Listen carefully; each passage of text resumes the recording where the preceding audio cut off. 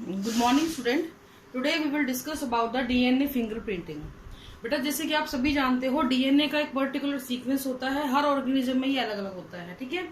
तो उसमें हमें ये देखने वाली बात होती है, मैं आपको पहले भी बता चुकी हूँ कि अराउंड 99.9% जो है हम लोग सिमिलर होते हैं, 0.1% के डिफरेंस से हम लोग अलग अलग नजर आते हैं। अब होता क्या है, डीएनए फिंगरप्रिंटिंग का मतलब क्या है थोड़ा सा मैं आपको बताऊंगी, और हमें इसकी जरूरत क्यों पड़ी। देखो डीएनए फिंगरप्रिंटिंग की जरूरत हमें बेटा इसलिए पड़ी क्योंकि ऐसा होता था कि बहुत सारे क्राइम्स हो जाते थे, बहुत सारे मर्डर वगैरह हो जाते थे, या कुछ भी हत्या हो जाती थी किसी की। तो उस केस के अंदर हम लोग एविडेंसेस के बेस पे, फिंगरप्रिंट के बेस पे क्या करते थे कि अपना एक रिजल्ट निकालने का कोशिश करते थे आईज के उसके बेस पे, ठीक है। लेकिन fingerprint can be altered, fingerprint को आप किसी भी तरीके से ऑल्ट्रेशन कर सकते हो, अपने आई के जो रेटिना वगैरह उनकी फॉर्मेशन को आप चेंज करवा सकते हो। तो कहने का मतलब ये है कि आपका जो है सारा का सारा जो प्रोफाइलिंग थी वो चेंज हो सकती थी। You can not be catched, आप पकड़े नहीं जाओगे जल्दी से। तो उस कंडीशन में फिर हमें क्या पड़ा, हमें क्या जरूरत पड़ी, डीएनए फिंगरप्रिंटिंग की जरूरत पड़ी। It can also known as DNA profiling, इसको हम लोग डीएनए प्रोफाइलिंग भी बोल देते हैं। डीएनए प्रोफाइलिंग का मतलब होता है हमने डीएनए को प्रोफाइल किया।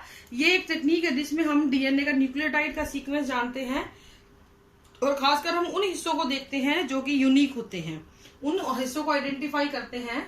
Identify the region of the unique region of DNA. देखो बाकी सब तो हमारा सेम ही है, लेकिन कुछ यूनिक रीजन है हमारे डीएनए में जिनको आइडेंटिफाई किया जाता है। तो डीएनए फिंगरप्रिंटिंग करके हम लोगों ने क्या करना चाहा, हमने कोई भी क्राइम अगर हुआ है तो उसको जानना चाहा, क्योंकि डीएनए कभी भी चेंज नहीं हो सकता, पहली चीज। दूसरी चीज क्या होती है कि हमारे बॉडी की हर एक सेल के अंदर, चाहे वो हमारे बाल के जड़ में प्रेजेंट हो, चाहे वो हमारी एडी हो, टकना हो, उसकी सेल हो, कोई भी चीज हो, हर एक सेल के पास डीएनए होता है। और पूरी बॉडी में सारा का सारा डीएनए बिल्कुल सेम ही होता है, बिल्कुल अलग अलग होता है, सॉरी सेम ही होता है। तो इस चीज को बेस बना के इसको चलाया गया। अब एलिक जेफरी थे, उन्होंने 1984 में इसको खोजा था। एलिक जेफरी 1984 में इसको डिस्कवर किया था। डीएनए फिंगरप्रिंटिंग को कहां पे किया था, यूके में किया था, ठीक है।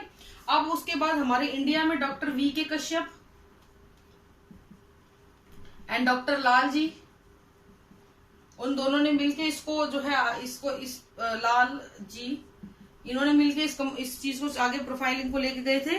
और ये काम कहाँ करते थे, centre for sale and molecular biology Hyderabad, centre for sale and molecular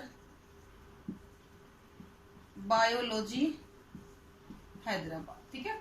तो इस तरीके से थोड़ा सा इसका ये इंट्रोडक्टरी है।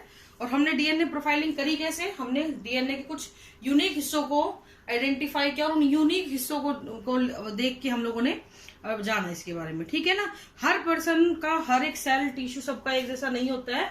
आप और मैं लगभग 99% एक जैसे हैं, 0.1% का हमारे अंदर डिफरेंस है। यही बेस बना डीएनए फिंगरप्रिंटिंग का।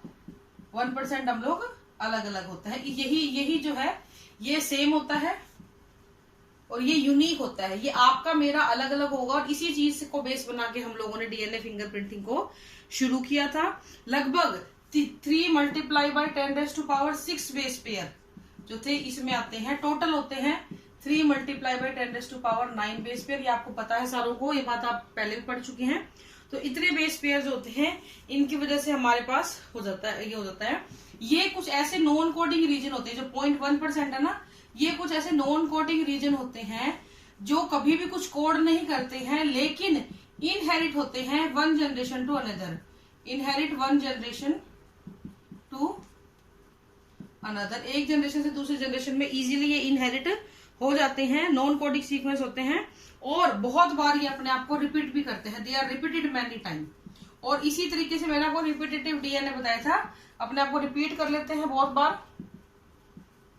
अगर हम इनकी लोकेशन की बात करें, इन नॉन कोडिंग जीन की लोकेशन की बात करें, तो ये टेलोमियर के पास, सेंट्रोमियर के पास, वाई क्रोमोसोम के पास और हेटेरोक्रोमोसोम के पास। हेटेरोक्रोमेटिक जो एरिया होते हैं ना टाइटली बाउंड, उनके पास में ज्यादा हेटेरोक्रोमेटिक रीजन इनके पास में ज्यादातर आपको देखने को मिल जाते हैं। ठीक है, अब ये जो डीएनए होते हैं रिपीटेटिव डीएनए, उस एरिया को, वो एरिया जहां पे बहुत बार रिपीटेटिव डीएनए मिलता है, उस हिस्से को हम लोग क्या बोलना शुरू कर देते हैं बेटा, सैटेलाइट बोलना शुरू कर देते हैं, सैटेलाइट डीएनए बोलते हैं। और जब आप डीएनए को सेंट्रीफ्यूज करवाते हैं, ठीक है, डेंसिटी ग्रेडियंट सेंट्रीफ्यूगेशन में, और डेंसिटी ग्रेडियंट सेंट्रीफ्यूगेशन के टाइम पे, ठीक है, ये एक अलग से सेपरेट अपना एक रीजन बनाते हैं, बल्क डीएनए से अलग तो इसकी पीक बनती है। लाइक अगर आपका बल्क डीएनए ऐसे है तो ये एक अपनी अलग पीक बनाएगा, ये 99.9% और ये 0.1%, तो इस तरीके से ये अलग से अपने आप को शो कर देता है। ठीक है, और ये सभी के सभी रिपीटेशन ऑफ बेस होते हैं, ये आपस में मिले जुले होते हैं और फॉर्म करते हैं सैटेलाइट डीएनए को। तो ये बेस था मेनली आपके डीएनए फिंगरप्रिंटिंग का। सैटेलाइट डीएनए के बारे में मैं आपको पहले बता चुकी हूँ, ये पॉलीमॉर्फिज्म शो करते हैं और यही ह्यूमन के मैपिंग को, ह्यूमन जीन के मैपिंग में भी हेल्प करते हैं। ठीक है, इसके अलावा कुछ छोटे छोटे न्यूक्लियोटाइड सीक्वेंस भी यहाँ पे बोलते हैं, जिसको हम लोग बोलते हैं VNTRs। VNTRs are variable number tandem repeats. ये नंबर भी हर इंडिविजुअल के अंदर अलग अलग, हर इंडिविजुअल का अपना स्पेसिफिक होगा। आपके अंदर कुछ है, मेरे अंदर कुछ है, तो हर इंडिविजुअल के अंदर इसका नंबर अलग अलग होगा, यानी कि पर्सन टू पर्सन क्या करता है बेटा, वेरी कर जाता है। और यही रीजन जो होते हैं, ये क्या बनाते हैं, आपके मिनी सैटेलाइट एरिया को बनाते हैं। ठीक है, अब हम बात करेंगे इसको, इनके बारे में, ये काम क्या करते हैं। ये जो इंडिविजुअल, ये जो आपके मिनी सैटेलाइट एरिया है या माइक्रो सैटेलाइट एरिया है, ये कुछ जेनेटिक मार्कर की तरह काम करते हैं, जिनको देख के आप ये बता सकते हो कि भाई अगर आपको कोई सेल मिली है अनआइडेंटिफाइड, तो ये किसी ऑर्गेनिज्म से, किस ऑर्गेनिज्म से बिलोंग करती है या नहीं। ठीक है, मैं बताऊंगी उसको कैसे हम लोग उसको सेटलमेंट करते हैं, कैसे हम उसको शो करते हैं। अब देखिए जरा टेक्निक्स की अगर हम बात करें, तो सबसे पहले इसकी टेक्नोलॉजी जो होती है वो यही है कि सबसे पहले डीएनए को आइसोलेट करेंगे, आइसोलेट द डीएनए। ठीक है, उसके बाद क्या करेंगे, उसको बाहर से, सेल से बाहर निकाल लिया, चिल्ड एथेनॉल में उसको रख लिया, उससे वो इजीली अलग हो जाता है। अब उसकी ब्रेकिंग करेंगे, ये फ्रेगमेंटेशन बोल सकते हैं, फ्रेगमेंटेशन करेंगे, और उसके लिए हम लोग कौन सा एंजाइम यूज करते हैं, एंडोन्यूक्लियस एंजाइम यूज करते हैं। ठीक है, अब ये जो टुकड़े आए आपके पास, इन सभी टुकड़ों को हम लोग जेल इलेक्ट्रोफोरोसिस पे एक्सपोज करेंगे। जेल इलेक्ट्रोफोरोसिस, ये जो टॉपिक है ये आपके बायोटेक में आएगा, लेकिन मैं थोड़ा सा आपको यहाँ पे बता देती हूँ। इस प्रोसेस के अंदर हम टुकड़ों को उनके साइज के अकॉर्डिंग अरेंज कर देते हैं। ठीक है, अब जितने भी सेपरेटेड डीएनए फ्रेगमेंट्स आए हैं, उनको हम करवाएंगे southern blotting, expose to southern blotting. इसमें हम करते क्या है सर्दन ब्लॉटिंग में, इसमें हम लोग इन सभी डीएनए के टुकड़ों को एक नायलॉन की शीट के ऊपर, नायलॉन की शीट पर ट्रांसफर कर लेते हैं। नायलॉन शीट होती है, उसके ऊपर हम ट्रांसफर कर लेते हैं इन सभी टुकड़ों को। कर लिया, अब हम क्या करते हैं, इन सभी के ऊपर जो भी सीक्वेंस आया, डीएनए के ऊपर जो भी सीक्वेंस है, कुछ भी हो सकता है, उनके हिसाब हम लोग बहुत सारे VNTR डालेंगे, छोटे छोटे, जो कि रेडियो लेबल्ड होंगे। इन रेडियो लेबल्ड VNTRs को इसमें छोड़ देंगे। ये VNTR अपने अपने मैच के अकॉर्डिंग अपने जगह जगह पे जाके क्या हो जाएगा बेटा, हाइब्रिडाइज कर लेंगे। ठीक है, ये हाइब्रिड बना लेगा, हाइब्रिडाइजेशन हो जाएगा इसका,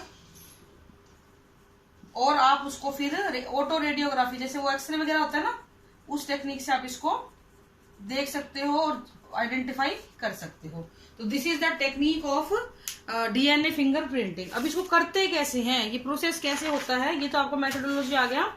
फॉर एग्जाम्पल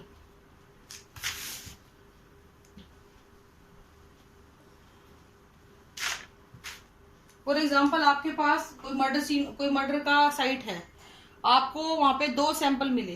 ठीक है, अब आपको एक और सैंपल, एक अननोन सैंपल है, आपको 2 सैंपल मिले, आपको नहीं पता वो किसके हैं, लेकिन आपके पास सस्पेक्ट 2 लोग हैं वहां पे, 2 जो गए थे। अब ये पता लगाना है इन दोनों में से किसका वो सैंपल आपको है वो क्राइम सीन पे मिला है। ठीक है, तो फॉर एग्जाम्पल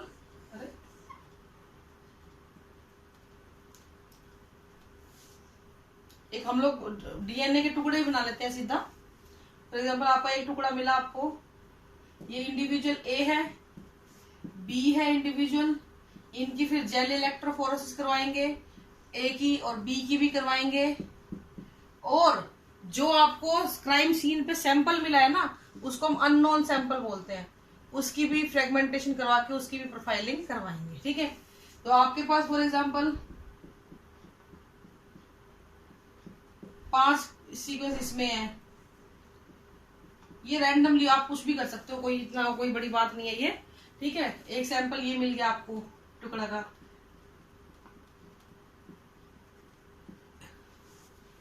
एक आपको ये मिल गया,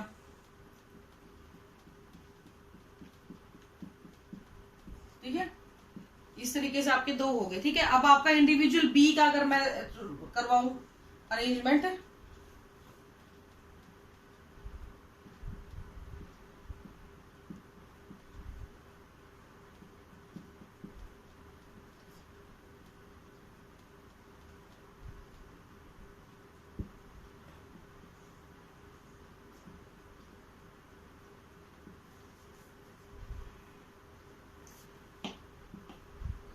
वो कर लिया,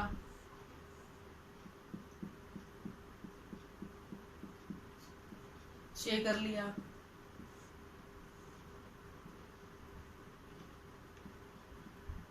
ऐसे हो। ठीक है, अब ये टुकड़े हैं आपके पास अलग अलग साइज के, छोटे बड़े। ठीक है, अब इन टुकड़ों की आपने क्या करवाई बेटा, जेल इलेक्ट्रोफोरेसिस करवाई। इन टुकड़ों ने अपने आप को अरेंज कर लिया अपने साइज के हिसाब से, मैंने यही बताया था आपको। तो आप पहले वाले इंडिविजुअल ए में देखें कि कौन कौन से नंबर है, 7, 5, 3 और 4। तो 7 के आगे आपको एक पट्टी नजर आएगी, और उसके बाद 5 के आगे आएगी, फिर 4 के आगे आएगी, और फिर 3 के आगे आएगी। ठीक है, ऐसे ही इंडिविजुअल बी का आपने करवाया फ्रेगमेंटेशन करवा के, तो 8 के आगे आएगी, मैं यहीं से ले रही हूँ इसको, 8 के आगे आ गई, फिर है आपका 2 के आगे एक पट्टी आ गई, फिर आपका 6, और फिर है आपका 1, 2, 3, 4, 5। ठीक है, अब ये आपके 2 सैंपल हैं, यानी ये 2 सस्पेक्ट है। फॉर एग्जाम्पल किसी क्राइम सीन पे 2 लोग गए हैं, दोनों ने विजिट करी है, सैंपल आपको जो मिला है आपको नहीं पता वो दोनों में से किसका है, तो इसलिए हम दोनों के सैंपल लेंगे और उनकी ऐसे डीएनए फ्रेगमेंटेशन करवा के उनकी प्लेट तैयार करेंगे जेल इलेक्ट्रोफोरेसिस की, और फिर उस अननोन की करेंगे, वो जो आपको क्राइम सीन पे सैंपल मिला था उसको करवाएंगे। फॉर एग्जाम्पल उसमें एक सब पट्टी आई 8 के आगे, एक 6 के आगे, एक 5 के आगे, और एक ये 2 के आगे। अब आप खुद समझदार हो, देख रहे हो इस अननोन का ये जो प्रोफाइलिंग है ये इससे मैच कर रही है, इससे मैच कर रही है। देखिए जरा, यहाँ पे है 7, 5, 4, 3, जबकि यहाँ पे है 8, 6, 5, 2, और यहाँ पे है 8, 6, 5 और 2। इसका मतलब ये दोनों आपस में है। इसका मतलब क्या हुआ, क्राइम सीन पे जो सैंपल आपको मिला है वो इस इंडिविजुअल का है। तो इस तरीके से हम लोग डीएनए फिंगरप्रिंटिंग को यूज करते हैं। अगर मैं इसकी एप्लीकेशंस की बात करूं तो एप्लीकेशन में सबसे पहला आता है इसका वही मर्डर मिस्ट्री को सॉल्व करने के लिए, पेरेंटल डिस्प्यूट।